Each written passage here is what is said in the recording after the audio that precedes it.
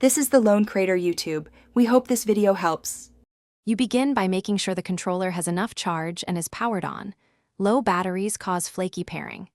Next, open your device's Bluetooth list and forget or remove any old entries for this controller so you avoid conflicting profiles. Once done, press and hold the controller's pairing button until the LED blinks rapidly. This puts the controller in discoverable mode and prepares it to pair cleanly with your device. You now select the controller from the device's Bluetooth list and accept any pairing prompts.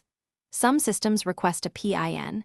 Accept or enter 0000/1234 if asked.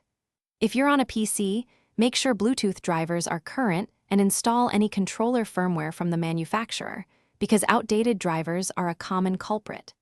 If wireless pairing still fails, plug the controller in via USB to trigger firmware or driver updates.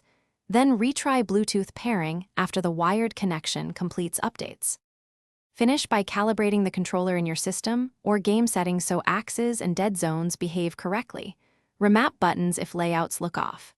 If problems persist, perform a hardware reset using the pinhole reset or sequence in the manual, then repeat the pairing steps.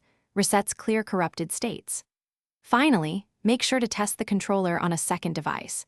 This tells you whether the issue is the controller itself or the original host, which directs your next repair step. Thanks for watching. Consider subscribing if we helped you.